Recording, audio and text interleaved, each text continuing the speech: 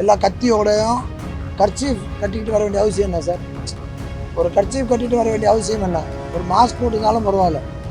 அப்போ வந்து ஒரு முடிவோடு வந்திருக்காங்க. வந்து போயிட்டு என்னை வயிற்றில் வந்து இந்த ரெண்டு செல்ஃபோன் வச்சுருந்தாரு. வயிற்றில் குத்தி உன்னை போட்டுருவேன்னு சொன்னார். போட்டுருவேன்னு சொல்லி 2 மணி நாள் சொன்னார். இப்போ சொசைட்டியை மாற்ற வேண்டிய டைம் இது ப்ரெஸ்ஸு, நீங்கள் சம்பளம் இதெல்லாம் தான் மறந்து நியாயத்தின் பின்னாடி தயவுசெய்து நில்லுங்க. நான் பாட்டு என் கேன்வஸ் தான் பண்ணிகிட்ருக்கேன். நான் ரோட்டில் போகும்போது இஷ்யூ வந்துருந்தால் பரவாயில்ல. என்னோட ஆஃபீஸை வந்து கூப்பிட்டு கட்டானா அந்தளவுக்கு பீகார் ஆகலை நம்ம நாடுன்னு நினைக்கிறேன். வேட்பாளர்களே வந்து உன்னை போட்டுருவேன்னு சொல்லி பக்கத்தில் அவ்வளோ போலீஸ் நிற்குது. நாங்கள் போய் போலீஸ் கம்பெனிக்கும் போலீஸ் எல்லாம் வருது. போலீஸ் எல்லாம் வந்து நான் வெளியே போயிட்டா வேனில் வந்து எங்காலும் வெட்டி சார்ஜ் பண்ணி கூப்பிட்டு வராங்க. கான்ஸ்டபிள் லெவலில் எஸ்ஏ லெவலுக்கு விட்டுருங்க. அவங்களாம் பாவம், மேலே எடுத்து சொல்கிறது அவங்க செஞ்சாங்க. ஒரு ஐபிஎஸ் ஆஃபீஸர் செய்கிறாருங்க தப்பு, ஒரு அசிஸ்டன்ட் கமிஷனர் செய்கிறார் தப்பு. என்ன அராஜகம்! ஒரு கவர்மெண்ட் ஆஃபீஸர் கவர்மெண்ட் சம்பளத்தை வாங்கிக்கிட்டு ஒரு மினிஸ்டருக்கு ஒரு சேலரி வாங்கின மாதிரி இருக்காங்க. என்ன கொடுமை இது! இவர் எல்லாரையும் கோழைகளை பார்த்துருப்பார். என்ன மாதிரி வீரனை ஒன்றும் சந்திக்கல. அவர் 4ஆம் எலெக்ஷன் ரிசல்ட்டுக்கு அப்புறம் அவர் சந்திப்பார்.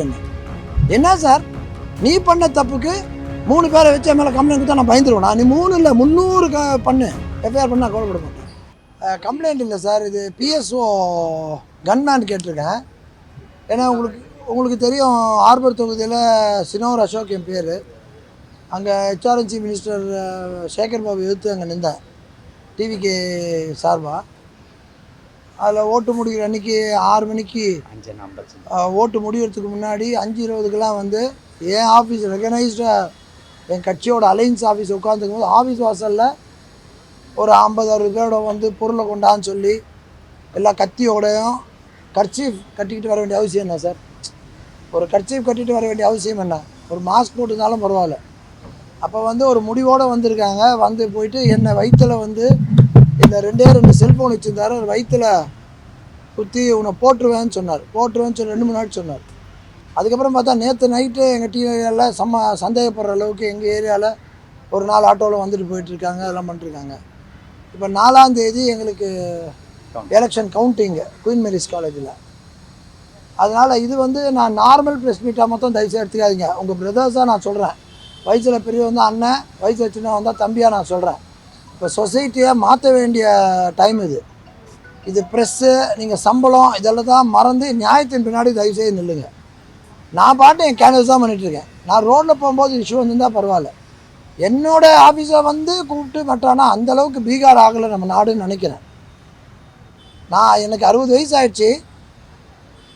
ஆனால் இந்த மாதிரி ஒரு தொகுதி சென்னையில் இருக்கிறது எனக்கே தெரியாது. வெக்கமாக இருக்குது எனக்கு. நான் ஒரு அட்வொகேட்டு எல்லாம் பார்த்துருக்கேன், வெக்கமாக இருக்குது. நான்லாம் கிராமத்தில் கூட கேள்விப்பட்ட விஷயம் சிட்டிக்குள்ளே நடக்குது. ஒரு அடிமைத்தனம், நிறைய விஷயம். ஒரு பொண்ணை போய் ஏதோ ஓட்டு போடல, சப்போர்ட் பண்ண டிவி கேட்குன்ட்டு, டேய் இதை புடுறா, இதை இந்த ஜாக்கெட்டை பிடிச்சி விடான்னு சொல்கிறேன். அந்த ஊரில் கேட்கறதுக்கு பயப்படுறாங்க. இந்த சினிமாவில் வரும் தெரியுமா, ஒரு வில்லன் வரும்போது அப்படியே லெஃப்ட் ரைட்டில் திரும்புகிற மாதிரி எல்லாரும் ஓடி ஒழிஞ்சிக்கிறாங்க. இந்த மாதிரி அராஜகம் நான் பார்த்ததே கிடையாது. சரி, அதை அப்படி மிரட்டி கட்டி ஓட்டு வாங்க வச்சுருக்கான்னு பார்த்தா ஆட்டை கட்சி மாட்டை கட்சி கேண்டிடேட்களே வந்துட்டார். வேட்பாளர்களே வந்து உன்னை போட்டுருவேன்னு சொல்லி பக்கத்தில் அவ்வளோ போலீஸ் நிற்குது. நாங்கள் போய் போலீஸ் கம்பெனிக்கும் போலீஸ் எல்லாம் வருது. போலீஸ் எல்லாம் வந்து நான் வெளியே போயிட்டா வேனில் வந்து எங்காலும் வெட்டி சார்ஜ் பண்ணி கூப்பிட்டு வராங்க. அப்போ இதே கமிஷன் ஆஃபீஸர் சொல்லி நின்று சொல்கிறேன், போலீஸில் நல்லவங்க இருக்காங்க. நானும் எங்கள் தாத்தா, எங்கள் மாமா எல்லாருமே டிபார்ட்மெண்ட் தான். நான் போலீஸை என்றைக்கும் மதிக்கிறேன். ஆனால் தப்பான போலீஸ்க்கு நான் என்றைக்குமே கூட போக மாட்டேன். உங்களுக்கு தெரியும், நல்லவங்களுக்கு தான் மரியாதை. அதில் வந்து பார்த்தா அங்கேருந்த போலீஸ் ஆல்மோஸ்ட் ஒரு 60-50 டு கான்ஸ்டபிள் லெவலில் எஸ்ஏ லெவலுக்கு விட்டுருங்க. அவங்களாம் பாவம், மேலே எடுத்து சொல்கிறது அவங்க செஞ்சாங்க. ஒரு ஐபிஎஸ் ஆஃபீஸர் செய்கிறாருங்க தப்பு, ஒரு அசிஸ்டன்ட் கமிஷனர் செய்கிறார் தப்பு. என்ன அராஜகம்! இதெல்லாம் முடிவு கட்டுவேன். என்னுடைய உயிர் வாசல் எது போனாலும் கவலைப்பட மாட்டேன். இது முடிவு கட்டாமல் விட மாட்டேன். ஒரு கவர்மெண்ட் ஆஃபீஸர் கவர்மெண்ட் சம்பளத்தை வாங்கிக்கிட்டு ஒரு மினிஸ்டருக்கு ஒரு சேலரி வாங்கின மாதிரி இருக்காங்க. என்ன கொடுமை இது! ஒரு போலீஸ், அவங்கெல்லாம் கீழே இருக்கவங்களை விட்டுருங்க, பாவம். அவங்களுக்கு ஒரு எஸ்ஐ ரேஞ்சிருக்க பாவம், ஒரு இன்ஸ்பெக்டர் ரேஞ்சிருக்க பாவம், ஒரு மேல் ஆஃபீஸர் பண்ணுறாங்க சார் கண்ட்ரோல் வச்சுக்கிட்டு. நாங்கள் கம்ப்ளைண்ட் பண்ணி வந்து எங்களை அடித்து தூக்கிட்டு போகிறாங்க, எங்கள் ஆளுங்களை அடித்து தூக்கிட்டு போகிறாங்க. அவர் போட்டுருவேன்னு சொன்ன உடனே மோட்டாவாக பண்ண வேணாமா? நான் ஒரு லீகல் அட்வொகேட்டு. நான் கோர்ட்டில் போய் கூட ஆர்டர் வாங்கி எஃப்ஐஆர் போடுறது ஒரு விஷயமே கிடையாது அவர் மேலே. எனக்கு நான் எப்படி பண்ணணும்னு தெரியும். நான் பண்ண போகிறேன்னு சொல்லி என்ன அன்றைக்கி ஃபெயிண்ட் ஆகி விழுந்து சென்னை நேஷ்னல் ஹாஸ்பிட்டலில் போய் அட்மிட் பண்ணிட்டாங்க. ஃபெயிண்ட் ஆகி விழுந்துட்டேன், லோ பிபி, லோ பல்ஸு, இன்னும் 20 நிமிஷம் லேட்டாக வந்து இறந்து போயிட்டான்னு சொல்கிறாங்க. பேண்ட்லாம் கட்டிட்டு ஐசியூ எடுத்துகிட்டு போகணுன்னு சொல்கிறாங்க. ஐசியூ எடுத்துகிட்டு போகிறான்னு சொல்கிறதுக்கு ஒரு எவ்வளோ தான் அவர் ஃபோன் பண்ணிட்டார் சேகர் பாபு சென்னை நேஷ்னல் ஹாஸ்பிட்டலுக்கு. அவங்க டாக்டர்ஸ்லாம் சர்வீஸ் பண்ணுறாங்களா, இந்த ஆளுக்கு பயந்துட்டு இருக்காங்களான்னு எனக்கு புரியல. ஃபோன் பண்ணி சொல்லி உடனே டிஸ்சார்ஜ் பண்ணுங்க அப்படின்னு சொல்லி, சார் நான் அன்கான்ஷியஸில் இருக்கேன். அவங்க சொல்கிறாங்க எல்லாம் பேண்ட் போடுறாங்களாம், பேண்ட் போட்டு ஜிஹெச்சுக்கு எடுத்துகிட்டு போகணுன்னு சொல்கிறாங்க. அப்போ நான் வந்து ஃபெயிண்ட் ஆகி போய் வந்து ஸ்ட்ரெச்சரில் கூப்பிட்டு போனாங்க. எல்லா வீடியோஸும் இருக்குது. ரிப்போர்ட்டில் இப்படி எழுதுனவங்க அப்படியே ரிப்போர்ட்டை மாற்றி நான் கான்ஷியஸாக வந்தேன்னு எழுதுறாங்க. ஏன்னா ஏஆர் காப்பி அங்கே ஆயிடுச்சுன்னா உங்களுக்கு தெரியும், அங்கே வந்து நான் என்ன பொசிஷனில் இருக்கேன்னு சொல்லணுமா, நோ எக்ஸ்டர்னல் இன்ஜுரி, இப்படிலாம் ரிப்போர்ட்டை கொடுத்து பல்ஸ் கட்டாக இருக்குது, பிபி கட்டாகுன்னு கொடுக்குறாங்க.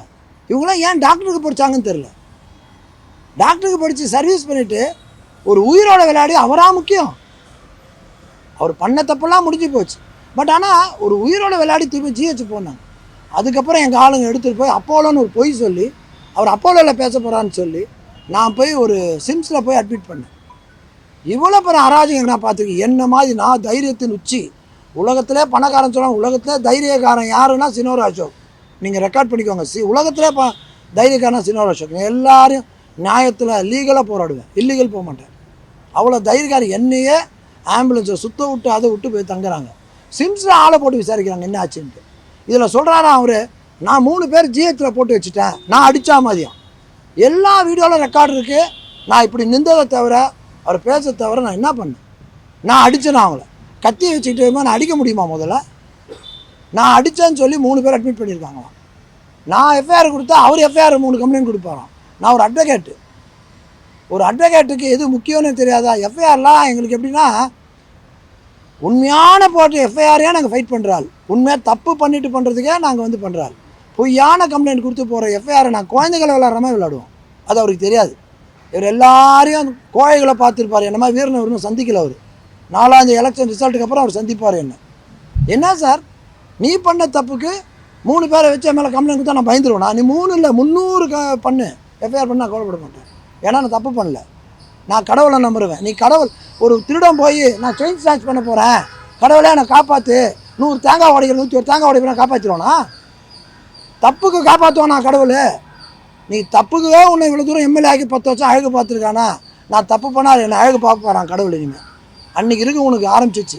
எங்கள் துறைமுகம் தொகுதிக்கு ஒரு நரகாசுரன் வந்து அழிஞ்சு போய் 4ஆம் தேதி அன்றைக்கி தான் தீபாவளி. எங்கள் துறைமுக தொகுதியில் அடிமத்தனத்தின் உச்சி சார். ஒரு 5க்கு 5 ரூம் உள்ள வீட்டுள்ள பூந்து போய் ஒருத்தர் கத்தியை வாங்கி கெட்ட வார்த்தை சொல்லி வெட்டி டிவி கேட்க போறியான்னு போய் அந்த பையன் வரவே இல்லை சார். இன்றைக்கி வந்து சொல்கிறான் ஒரு லேடியை ஓட விடுறோம். என்ன சார் இது போலீஸ் எதுக்கு சார்? போலீஸு எதுக்கு சார்? கமிஷன் ஆஃபீஸு என்ன சார் ஜனநாயகம்? நீ என்ன சம்பாதிக்கிறதுக்காக போலீஸ் உட்காந்துட்டு இருக்கீங்களா? நான் பேசுறது தப்பான போலீஸ்க்கு சொல்கிறேன். ஐ சல்யூட் தி போலீஸ், ஆல்வேஸ் நான் ரெஸ்பெக்ட் தி போலீஸ். இப்போ இந்த அடிஷனல் கமிஷனர் பார்த்துறோன்னு நம்பி தான் இப்போ கொடுத்துட்டு வந்திருக்கேன். அவர் மேலே நியாயம் கிடைக்கும்னு நம்பி கொடுத்துட்டு வந்திருக்கேன். கம்ப்ளைண்ட் அவர் மேலே எஃப்ஐஆர் போடுறது கிடையாது. என்னுடைய உயிர் பாதுகாப்புக்கு சொல்கிறீங்கல்ல சார். ஒரு புலி, ஒரு சிங்கம் அழிஞ்சு போகக்கூடாதுன்னு சொல்லி அந்த புலி சிங்கத்தை ஊர்லேருந்து எடுத்துகிட்டு வந்து வளர்த்து அந்த இது அழிஞ்சிடக்கூடாது அப்படின்னு ஜீன் அழிஞ்சிடக்கூடாதுன்னு பண்ணுற மாதிரி நான்லாம் வந்து என்னை பற்றியா நான் சொல்லக்கூடாது. நான் ஒரு வித்தியாசமான மனிதர், கரப்டட் இல்லாத மனிதர். எனக்கு வந்து உயிர் பாதுகாப்பு கேட்டு நான் பெய்டு இதுதான் கேட்குறேன். அது கொடுத்து அப்படி சார் இதனால் சண்டாண்டு சார். அவர் திருப்பிறதே அவர் பழக்கம் சார். அதாவது நான் உள்ளே உட்காந்துட்ருக்கேன்.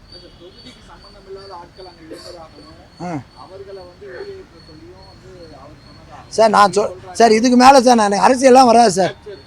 இல்லை சார், நான் அரசியல் எனக்கு வராது சார். நான் கடவுளை நம்புறேன் சார். மனசாட்சி தெரியும், எதுவும் பொய் பேச வராது சார். நான் ஒரு வித்தியாசமான அரசியல்வாதியே கிடையாது சார். நான் சராசரி மனுஷன் சார். ஆண்டவன் பார்த்துப்பான் சார். இது மேலே பதில் ஒன்றும் இல்லை சார். நீங்கள் கேட்குற கேள்விக்கு மன வருத்தத்தில் எனக்கு ஒரு மாதிரி எமோஷனில் பேசுகிறேன். அதாவது சார், நான் பாட்டு உட்காந்துருக்கிறது 5:20 நீவி குடும்பத்தை வந்துட்டு ஃபோனை வச்சு எல்லாம் ரெக்கார்டு இருக்குது சார், பொருளை போட்டு வா அப்படின்னு சொல்லி 60 பேரை வந்து கர்ச்சீஃப் ஆன்சர் கட்டணும். ரெக்கார்டில் இருக்க சார். வெளியாள் இருக்காங்க துரத்த வரேன்னு சொல்லி நீ வெளியால் கூப்பிட்டு வந்தது கரெக்டாக? சார் என் புள்ள வந்து டி நகர் தொகுதி சார். என் புள்ள அங்கே வெளியே தொகுதி தான், அவன் இருக்கக்கூடாதா? என்னோடய ஜூனியர் இவர் அட்வொகேட்டு, நான் எலெக்ஷன் நிற்கும் போது எனக்கு ஹெல்ப் பண்ணுறது யார் பண்ணுவாங்க?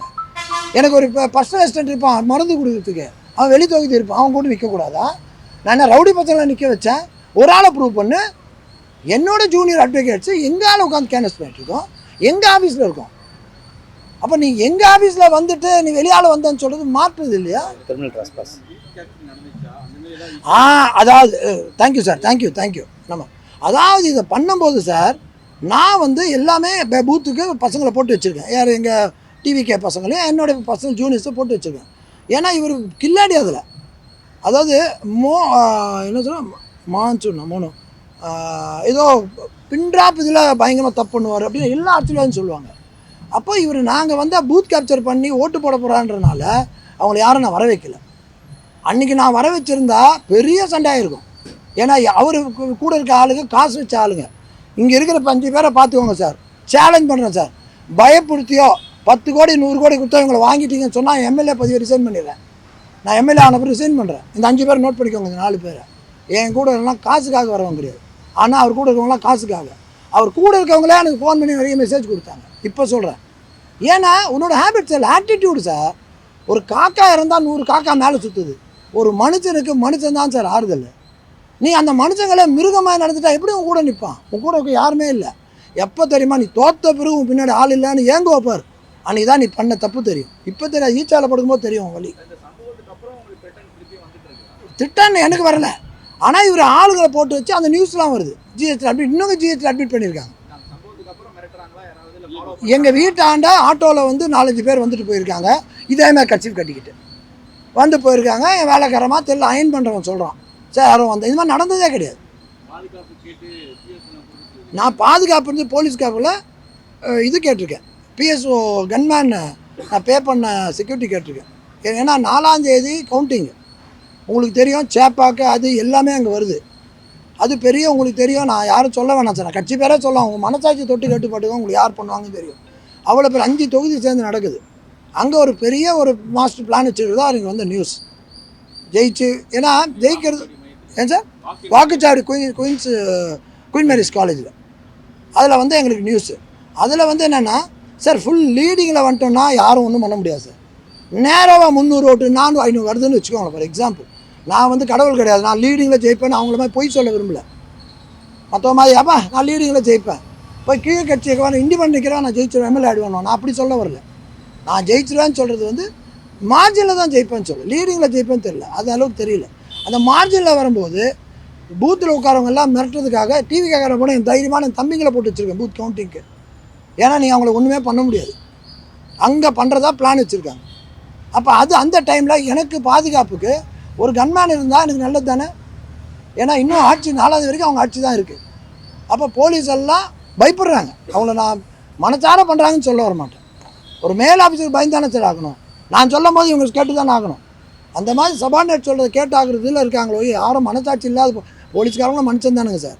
தப்பு செய்யலை, மேலே சொல்லிட்டான், விருப்பம் இல்லாமல் செய்கிறான். அதில் நிறைய போலீஸ் தான் எனக்கே ஃபோன் பண்ணாங்க, சார் இப்படிலாம் இருக்குது பார்த்துக்கோங்க, நான் ஒன்றும் பண்ண முடியாது, மேலே சொல்லலாம் செய்யணும்னு சொல்கிறாங்க நிறைய ஆஃபீஸர்ஸ் எல்லாருமே. அதனால் கன்னு அப்ளை கேட்டு போட்டிருக்கேன். அதாவது என்னை பாதுகாக்க உரிமை எனக்கு இருக்குது இல்லையா, அதை யார் கடவுள்களை முறையிடுறாமல் இவர்களை முறையிட்டிருக்கேன், நியாயம் கிடைக்குதான்னு பார்க்கலான்ட்டு. அது தெரிஞ்சு இல்லைனா கூட நான் கோர்ட்டுக்கு போய் ஆர்டர் வாங்கிடுவேன். அது வந்து ஷார்ட் ஆஃப் டைம், ஏன்னா வெள்ளிக்கிழமையோட கோர்ட்டு முடியுது, வியாழக்கிழமையோட கோர்ட்டு முடியுது. அதனால் இவங்க டிலே பண்ணி எனக்கு கொடுக்கலன்னு சொன்னாங்கன்னா நான் அப்புறம் கோர்ட்டுக்கு போய் வாங்க முடியாது. அப்போ 4ஆம் தேதி எனக்கு எதாவது நடந்ததுன்னா என் பொண்டாட்டி பிள்ளைக்கு யார் பதில் சொல்லுவீங்க? 2 வார்த்தை அப்படின்ட்டு நாயை கத்துறாமல் சொல்லிட்டு போயிடுவாங்க ஜனங்க, பாவம். ஆனால் நான் இருக்கணும், சமுதாயத்துக்கு நான் மாற்றத்துக்காக இருக்கணும். இன்றைக்கி கூட ஒரு மீட்டிங் வச்சுருந்தேன், டிவிக்கு எல்லோரும் சொன்னேன், ஹெல்மெட் போடாமல் போனால் மாட்டினா நான் வரமாட்டேன், குடிச்சிட்டு வண்டி ஓட்டினா வரமாட்டேன், நீ போய் ஒரு திமுக நாளைக்கு போய் அடிச்சுனா வரமாட்டேன். அவன் தான் பண்ணான்னு நீ ஆட்சி பிடிச்சவொடனே நீ போய் அடிக்கக்கூடாது, எந்த வித அன்பால் மாற்றணும். நீ போய் ஒரு 10 பேர் சேர்ந்து ஒரு திமுக அடிச்சுட்டு போலீஸ் இருக்குன்னு பண்ணனா அப்புறம் என்ன போலீஸ் எதுக்கு இருக்குது? நாளைக்கு நாங்கள் வந்த பிறகு நாங்கள் சொல்கிறதா போலீஸ் கேட்கலாம் நான் வச்சுக்கவே மாட்டேன் சார். ஏன் திமுககாரன் இன்றைக்கி சொல்கிறேன் ஒரு டிஎம்காரன் அடிச்சிருந்தாருன்னா அந்த இதெல்லாம் நான் தலையாட மாட்டேன், நீ போய் பார்த்துக்கூடாதுன்னு சொல்கிறேன். இதுதான் என் குணம். எல்லா மனுஷனும் ஒன்று தான், நீ கட்சியில் இரு, இதுதான் என்னோடய ஸ்டைல். அதனால் அந்த தொகுதியை மாற்றி அந்த போதையில் இருக்கிறவங்களெல்லாம் மாற்றணுன்ற எண்ணத்துக்கு தான் நாங்கள் போகிறேன், நல்ல எண்ணத்துக்கு தான் போகிறேன். அதற்காக எனக்கு கடவுள் கூட இருப்பார் நம்புகிறேன். இந்த பிஎஸ்ஓ கேட்டிருக்கேன், கடவுள் மேலே இருக்க நம்பிக்கை, எனக்கு போலீஸ் மேலே நம்பிக்கை இல்லை, கடவுள் மேலே நம்பிக்கை. அவங்க மைண்டை மாற்றி எனக்கு கொடுத்துருவாருன்னு நினைக்கிறேன். அப்படி கொடுக்கலனாலும் உடனே இன்றைக்கே கொடுத்துட்டாங்கன்னா நல்லா, இல்லைன்னு சொல்லிட்டா நான் நாளைக்கு கோர்ட்டில் போட்டு வாங்கிடுவேன். 2ல் 1 இல்லைனா இன்றைக்கே கொடுத்துருங்க. இழுத்தடிச்சு இந்த பர்மிஷன் டிவிக்கே கொடுத்தா மாதிரி பண்ணாதீங்க. அதுதான் போலீஸ் கேட்டுக்கொண்டது. கமிஷனரை நம்புகிறேன், அடிஷனல் கமிஷனர் நம்புகிறேன், வேறு யாரும் நான் நம்பலை. Thanks boss. Thank you sir, thank you. Thank you.